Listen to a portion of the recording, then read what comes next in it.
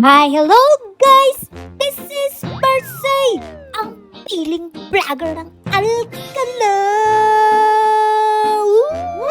So for today's video, alas 4 pa lang ng hapon ay nag-prepare na ako ng aking hapunan. At dahil mag-isa lang tayo, pang-isahan lang ang aking lulutuin. Baligtad ang aking mundo dahil hapunan ngayon ay magsusopas ako. Diba ang sopas ay pang breakfast? Wala tayong magagawa kung ang cravings ko ngayon ay sopas, okay? Hindi nga uuwi ang aking mister kaya naman aagahan ko lang magluto. Hindi na nga din ako magkakanin dahil ang macaroni ay carbs na yan, no? 100 piraso lang ang macaroni ang nilagay ko. Naghihingalo na kasi yung carrot at saka repolyo ko kaya naman napaluto ako ng sopas ngayon. Hindi na nga ako naglagay dyan ng magic sarap dahil pag sinabawan mo yung pure foods ay yun dun na yung lasa. Napakasarap. Bago nga ako nagluto ng sopas ay naglaga na rin ako ng itlog. Hindi makokompleto kasi ang sopas kapag walang itlog, no?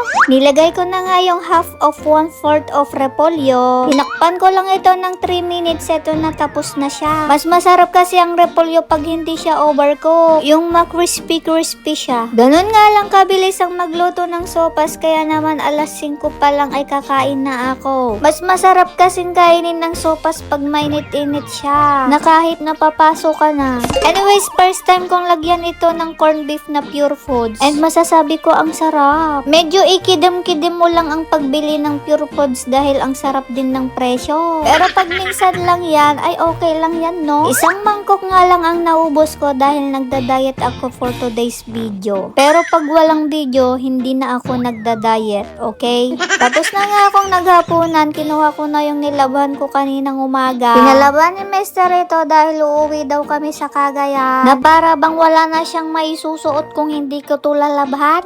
Madami naman siyang damit Yun ang utos ng ating bossing kaya sundin na lang natin, okay? Nakapag-shower na nga pala ako dito at maglalagay ako ng moisturizer. This is from the Original. Every other day nga ako naglalagay ng ganito. Maganda kasi ang epekto sa aking face kaya naman tinuloy-tuloy ko na. Nakaka-brighten din siya at the same time. Kaya pag gusto mong fresh ka pa rin paggising, gumamit ka ng ganito, okay?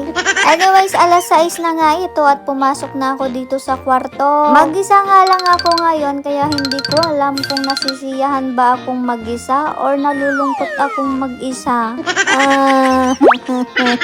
Nakakabaliw talaga ang mag-isa sa totoo lang, no? Mag-iidap na nga ako ng silaw at magbubukas ng dim light para makahiga na tayo. Bago nga ako matulog ay i-chat ko muna ang Master of the Philippines. Pag wala nga siya ay ganitong oras lang kami makapag-bebe time. Mga 2 or 3 reply lang, good night na agad.